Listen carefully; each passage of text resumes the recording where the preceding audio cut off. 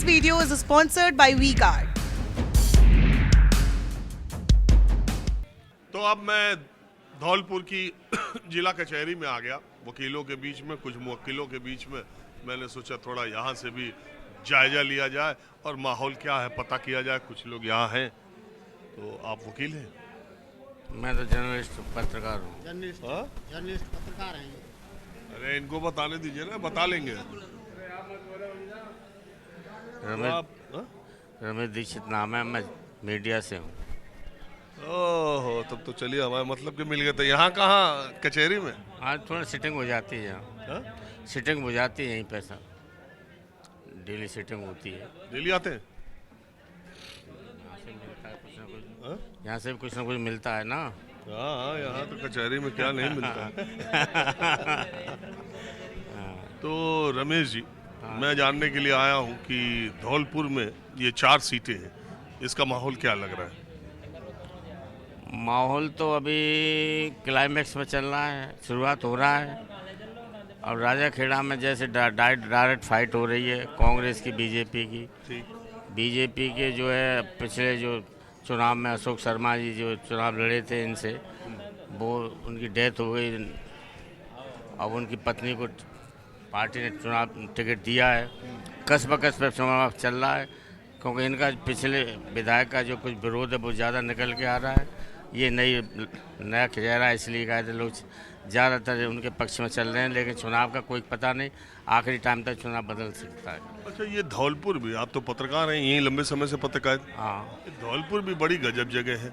4 विधायक पिछली बार जीते। really like it, yeah. Stabiliser का खर्चा? टॉप एंड एलईडी टीवी है, स्टेबलाइजर की जरूरत ही नहीं है। अच्छा, फिर तो उसकी जरूरत पड़ेगी। इतनी महंगी टीवी लेकर स्टेबलाइजर नहीं लोगे तो फिर प्रार्थना की जरूरत तो पड़ेगी ही ना। सिर्फ एक फ्लक्चुएशन आपकी महंगी एलईडी टीवी के पार्ट्स को डैमेज कर सकता है। उसे सुरक्षित रखें वी-गार्ड स्टेबलाइजर के साथ। V-Guard, India's number 1 stabiliser. 3 Congress से, 1 बीजेपी से। जो बीजेपी से जीती वो कांग्रेस में चली गई। कांग्रेस वाले जो है मलिंगा गिरिराज सिंह ने, उन्होंने अभी मारा पीटा है, उसको देखने के लिए आज मल्लिकार्जुन खड़गे अधिकारी को गए। उनको कांग्रेस ने कार्रवाई की, वो बीजेपी में चले गए। 2 सिटिंग विधायक पाला बदल लिए, 1 सिटिंग विधायक का टिकट कट गया। तो ये इससे कोई फर्क नहीं पड़ता है कि ये लोग बीजेपी से रहें फिर कांग्रेस में चले जाएं, कांग्रेस में रहें बीजेपी में आ जाएं। असल में बात यह है, धौलपुर की राजनीति में व्यक्ति की पूजा ज़्यादा है, व्यक्ति से लोग ज़्यादा जुड़े हुए हैं। आइडियोलॉजी से और पॉलिसियों से और पार्टियों से लोग कम जुड़े हुए हैं। व्यक्तिवाद की यहाँ राजनीति होती है, और जो व्यक्ति जहाँ पर जाता है, किसी भी दल में चला जाए, वो उसके साथ जुड़ जाते हैं। कहा कहते हैं यहाँ उन परिस्थितियों के बस, कहा कहते हैं जो चुनाव होता है, ना कि पार्टी के बस। ये भी एक गजब बात है। अभी देखिए, मैं पिछले चुनाव 2018 आया तो शोभा रानी धौलपुर से बीजेपी से लड़ रही थी, और उनके जो जीजा है डॉक्टर कुशवाहा, शिवचरण कुशवाहा ना, शिवचरण कुशवाहा, वो कांग्रेस से लड़ रहे थे। 2023 में मैं आया तो शोभा रानी कांग्रेस से लड़ रही है, शिवचरण कुशवाहा बीजेपी से लड़ रहे हैं। तो क्या है कि उन्होंने शोभा रानी ने पाला बदल दिया। राज्यसभा चुनाव में गए तो उन्होंने पैसे लेके उसको कांग्रेस को खुले में समर्थन दिया। तो अब वो तो उसी दिन से कांग्रेस के विधायक के रूप में हो गए। अच्छा, ये क्या कारण है कि ये दोनों पार्टियां जीजा साली को ही देती हैं वोट, टिकट?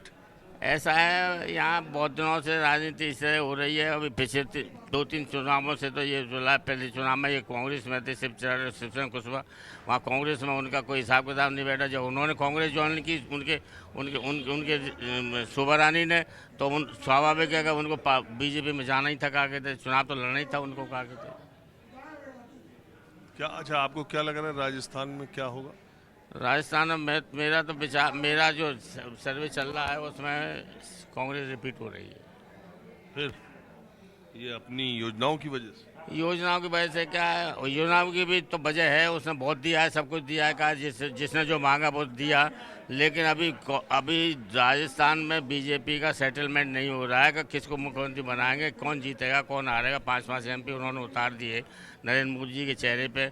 अब नरेंद्र मोदी जी के चेहरे पे 5 अगर जीतने की पोजीशन में होंगे तो उनका चेहरा आगे आ जाएगा। अगर उनमें से भी चेहरा, अगर कोई एमपी अगर उन जो लड़ा रहे हैं उनको अगर हार गए तो उनकी पोजीशन खराब होगी। अभी उन्होंने मुख्यमंत्री को जब तक चेहरा घोषित नहीं किया, जब तक आज पोजीशन अनसर्टेन है। अच्छा, वैसे एक बात है, जो हाल मध्य प्रदेश में शिवराज सरकार का है वही हाल राजस्थान में अशोक गहलोत सरकार की है। जैसे शिवराज सिंह चौहान ने मध्य प्रदेश में अपनी योजनाओं, लाडली बहन और उसकी वजह से वो फाइट में बने रहे और चुनाव को एक तरफा नहीं जाने दिया, ठीक उसी तरह से राजस्थान में अशोक गहलोत अपनी चिरंजीवी योजना, गैस सिलेंडर, महिलाओं को मोबाइल की योजना, ये सारी जो 8-10 महीने में वो योजनाएं लाए हैं, उससे वो चुनाव को एक तरफा जाने से रोक पा रहे हैं। हालांकि आप क्या मानते हैं? धौलपुर से सर, इसको छोड़ दे, कोई धौलपुर के बारे में बताइए, राजस्थान के बारे में। भाई राजस्थान के बारे में तो मेरा आकलन यही है, मैं जयपुर भी गया हूँ, अजमेर भी गया हूँ, काफ़ी जगह घूमा हूँ। वहाँ गहलोत का मुझे अच्छा मामला लगता है।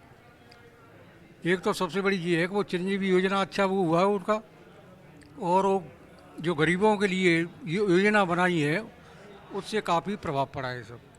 रहा धौलपुर का, तो धौलपुर में संभावना ये है कि कस्माकस लड़ाई है सब, और वो बासपा और कांग्रेस की लड़ाई चल रही है यहाँ। बीएसपी से भाजपा लड़ाई में नहीं। हाँ, भाजपा तीसरे नंबर पर जाएगी। और रहा राजाखेड़ा का, राजाखेड़ा में एक तरफा चुनाव चल रहा है। नीरजा के लिए पूरा राजाखेड़ा समर्पित है, बीजेपी कैंडिडेट। देखिए, यहाँ पर 2 सीटों पर बहुजन समाज पार्टी भी बहुत त्रिकोणीय संघर्ष में है। एक धौलपुर की सीट है और एक बाड़ी की सीट है। बाड़ी वही सीट है जो गिरिराज सिंह की है। मैं ऐसे ही हर जगह चलते फिरते लोगों से बात करता हूँ, जानने की कोशिश करता रहता हूँ, समझ रहे कि नहीं? हाँ तो करिए,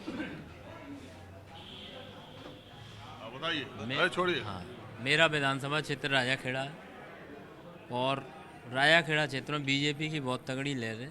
वो जो उनके कैंडिडेट थे, उनकी डेथ हो गई, उनकी वाइफ चुनाव लड़ रही है, तो वो सहानुभूति की लहर शायद। अशोक शर्मा जी की धर्मपत्नी है नीरजा शर्मा जी। एक तरफा चुनाव है, कोई मुकाबला नहीं है और बहुत अच्छे मतों से जीतेंगे। और यहाँ धौलपुर में तो ये है कि बीजेपी हाथी की टक्कर है, बीएसपी की टक्कर है। किससे भी हो, बीएसपी की टक्कर है। पहले नंबर पे बीएसपी रहेगी। और राजस्थान में क्या लग रहा है? राजस्थान में तो अब ये है कि हम राजस्थान में कोई घूमे नहीं है पूरे क्षेत्र की, तो बता नहीं। आप देखिए, जो दिल्ली संभावना ये है कि राजस्थान दिल्ली में बैठे हैं, जो कहीं नहीं जा रहे, जो मुंबई में बैठे हैं, वहाँ बैठ करके सब हर बार बदलाव होता रहा है। 5 साल बाद देखो अब की जनता क्या करती है। हर बार बदलाव होता रहा, जो रिवाज है वो कायम रहेगा, काम रहेगा शायद। जी राजस्थान में जी है।